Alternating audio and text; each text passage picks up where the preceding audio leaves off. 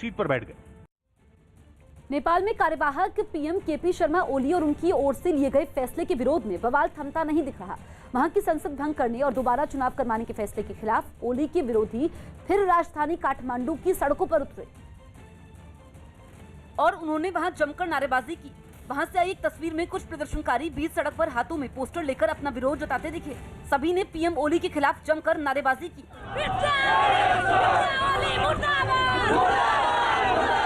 PM ओली के फैसलों से खपा चढ़ रहे लोगों का गुस्सा राजकुमारी झाकरी नाम की एक नेता की गिरफ्तारी ने और बढ़ा दिया। राजकुमारी झाकरी ने नेपाल की राष्ट्रपति विद्या देवी भंडारी के खिलाफ बयान दिया था। हंगामे की आशंका को देखते हुए पूरी राजधानी में चप्पे चप्पे पर पुलिस की तैनाती कर दी गई थी। एक जगह पर तो कुछ लोग पुलिस के रोके जाने पर भड़क गए और वो उससे धक्का मुक्की करने लगे। लोगों के गुस्से को शांत करवाने के लिए पुलिस ने लाठीचार्ज भी किया, जिसमें बड़ी संख्या में लोग घायल हो गए।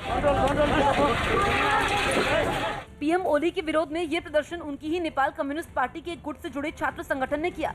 इस गुट की अगुवाई पूर्व पीएम पुष्प कमल दहल उर्फ प्रचंड करते हैं। प्रदर्शन कर रहे लोगों ने सरकार से फैसले वापस लेने की मांग दोहराई। 107 किलोमीटर प्रति घंटा की तेज रफ्तार हवा ने रूस के मागादान शहर को झकझोर कर रख दिया। इमारतों को नुकसान पहुंचा, बिजली की सप्लाई भी प्रभावित हुई। हालांकि राहत की बात यह है कि वहां किसी को चोट पहुंचने की खबर नहीं है, जो कि किसी अचंभे से कम नहीं, क्योंकि तेज हवा की वजह से कई मकानों की टिन की छतें उखड़कर जमीन पर गिर गई। जगह जगह उनका मलबा पड़ा नजर आया। सामने आई एक तस्वीर में लकड़ी की एक छत तो नीचे खड़ी गाड़ी पर ही जा गिरी और उसका कचूमर निकाल दिया। कई इमारतों की खिड़कियां भी टूट गई। हवा के जोरदार झोंकों ने लोगों का चलना ही मुश्किल कर दिया। वो हवा के दबाव में कदम बढ़ाने के लिए भी मशक्कत करते नजर आए। दिल्ली के मंगोलपुरी में जन्मदिन पार्टी के समय एक लड़के की चाकू मारकर हत्या कर दी गई। इस हत्या का आरोप उसी के पड़ोस में रहने वाले एक परिवार पर लगा है।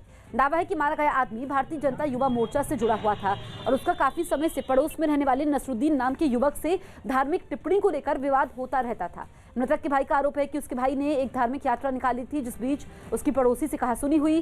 हालांकि पुलिस अभी हत्या की वजह कोई धार्मिक झगड़ा नहीं बल्कि एक पार्टी में हुआ आपसी विवाद बता रही है और जांच में जुटी है। पुलिस ने हत्या के आरोप में 4 लोगों को गिरफ्तार कर लिया है। वहीं वीएचपी नेता सुरेंद्र जैन ने कहा कि हत्याकांड के बाद अब तक किसी भी मुस्लिम नेता ने इसकी निंदा नहीं की है। कल रात को मंगोलपुरी थाने के इलाके में एक बर्थडे पार्टी के दौरान कुछ लड़कों के बीच में आपस में लड़ाई झगड़ा हुआ और उस लड़ाई झगड़े के दौरान कुछ लड़कों ने एक जो रिंकू नाम का लड़का है उसको चाकू मार दिया था। तो इसमें 4 लड़कों के नाम शामिल आए थे। चारों को हमने अरेस्ट कर लिया है और आगे की कार्रवाई हम कर रहे हैं। ये रात में भैया को मारने सारे डंडे वगैरह लेके आए थे। रात में इन्होंने पहले भैया को डंडों से मारा, हमें भी मारा, मम्मी पापा तक को मारा मेरे, और फिर भैया को बाद में इन्होंने बाहर निकाल के चाकू मार दिया। और इन्होंने इमरजेंसी में भी मारा मेरे भाई को, चाकू खींचा, चांटे भी मारे। ताजू नाम है उनका, उन्होंने मारा। लाली और नाटू है और चिंगू है और इस्लाम है, ये सारी इनकी पूरी फैमिली थी, 5 की। इन्होंने सबने मिलके मारा मेरे भाई।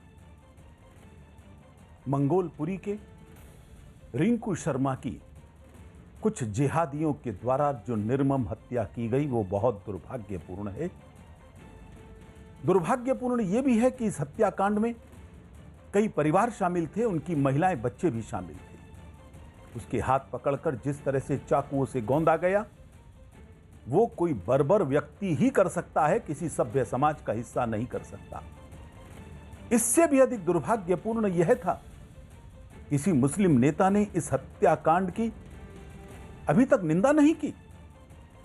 बिहार के जमुई में एक निजी स्कूल में पढ़ने वाले कुछ छात्रों के परिवार